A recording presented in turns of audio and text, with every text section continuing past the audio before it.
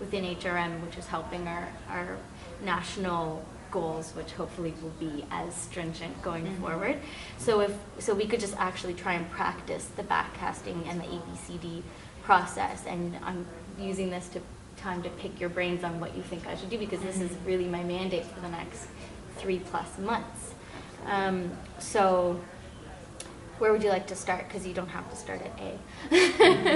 Well, it sounds like you got a lot of awareness, you got your vision, and your baseline analysis is inadequate now because, well, are you happy with the 2002 data? Well, actually, I'm doing it again for 2008 right now. Yes, but the 2002 was pretty thorough. Is it you got an idea of where you were?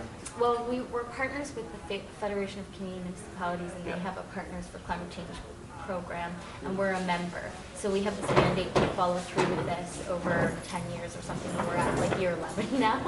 And when they did it before, like the protocol has changed since 2004 when they did it, and gotten a lot more scientifically rigorous. And actually Halifax, because it was so soon after the merger, they didn't have a lot of the numbers that they needed in order to do an accurate greenhouse gas inventory. So I'm actually trying to do it a lot better than what it was done, just because we're starting to have those numbers now. They're very hard to track down, I've discovered, but they're there somewhere, and I'm going to find them, and we're going to have a more accurate estimate going forward, and we're actually going to do it every year going forward, so that we can see if we're going to ultimately meet the new target that we set, which is probably going to be a 2020 target and then a 2050 target. Okay. And we still need to figure out what's happening with our 2012 target. Okay. Yeah. But So that would be. You don't have an accurate one of 2002. You've got no baseline to judge whether you've arrived at your target. Well, yeah. I mean, and you do the estimate based on the best that you can do, right? And I actually have to go back and rejig it because things were counted that now aren't to be counted, so I actually have to redo the numbers for 2002. Okay, yes. Yeah, so which I think is going to put us even further from our target, but yeah, so the greenhouse gas inventory is definitely key for knowing where you are now, right? Anything else? Is the formula and the process that you use, that you're going to be using for the 2008 data, is that standardized and will be hopefully the same in the future, or is it something that's constantly changing? That's the frustrating part. So the people who did that are partners with FCM called ICLEI, they're an international organization, they came out with this 2009 protocol. There's nothing to say they're not going to come out with like 2010 or 2011. Like but you have to do the best that you can with the tools you have at that given time. Yeah, and I think as we go forward, there will be something that ends up being a little more static. Like the climate registry is very rigorous scientific process, and I'm trying to adhere to that as much as I can now, because I know I'm probably going to have to later. Right. But yeah, and in terms of federally, we don't have, if we want to do our carbon credit trading and stuff like that, we don't have a system in place yet. That's in the works right now. So who knows what you're going to need to do to actually meet those standards, right? So it is frustrating because things will be shifting in how you measure. We're all about kind of the budget and finding where we can save money. This, of course, would relate to that as well.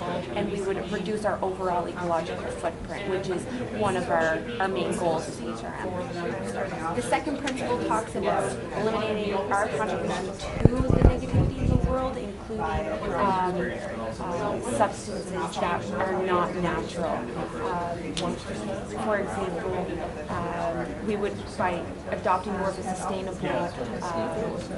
business principles, we would be increasing our waste diversion, be processed and go over to their door and then be made into something else. We can reduce a lot of the, not only the chemicals that we do it ourselves, we know what process we're doing. Well, I think this is a way to help us on did a really good job.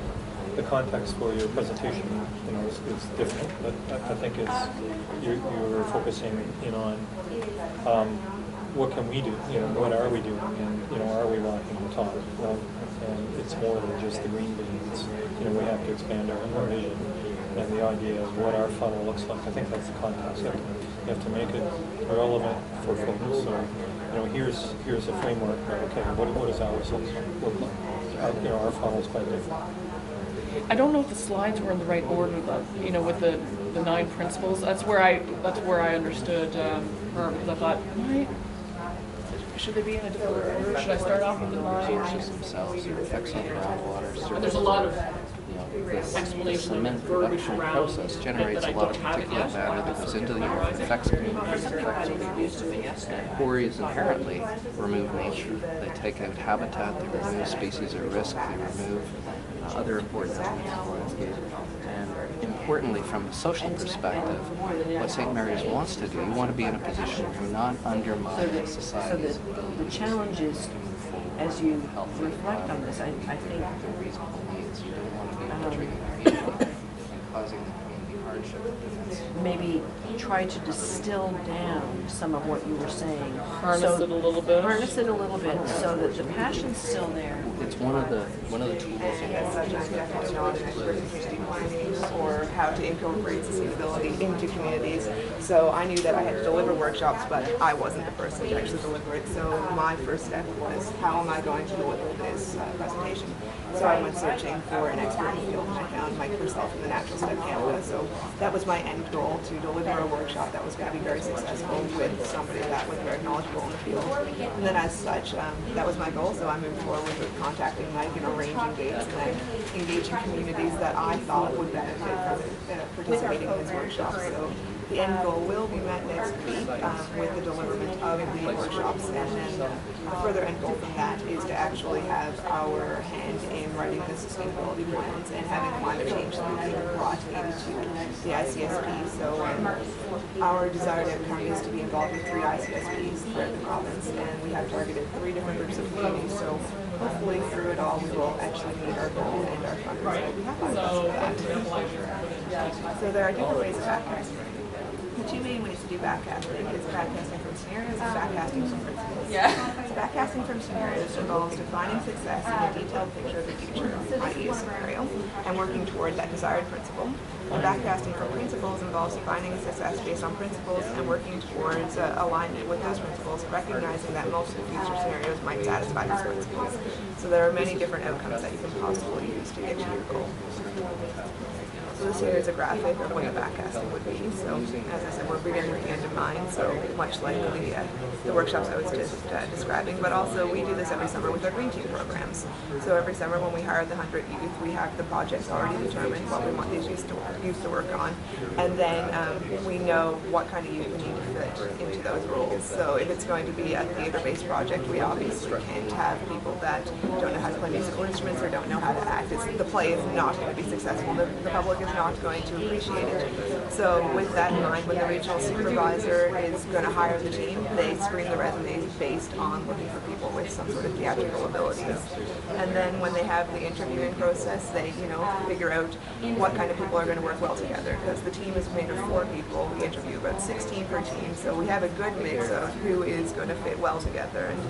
And usually it turns out to be a very successful process. So the regional supervisors do this with pretty much every single team that they're coordinating. So we're very, very used to backcasting in our organization, and I'm sure it's something that you are all very familiar with. We also need to look at our Earth as a whole. So it's kind of like the Gestalt theory, that the sum of the parts, that the whole is greater than the sum of the parts. So we know that within the organization that we all work very well together. Each of us has a very individual role, and if we didn't all fill our role, the organization wouldn't be functioning to its capacity as it is. So with that, we look at our Earth and our biosphere. So the Earth is an open system with regards to energy, but it's also a closed system with regards to matter. So nothing disappears and everything disperses. So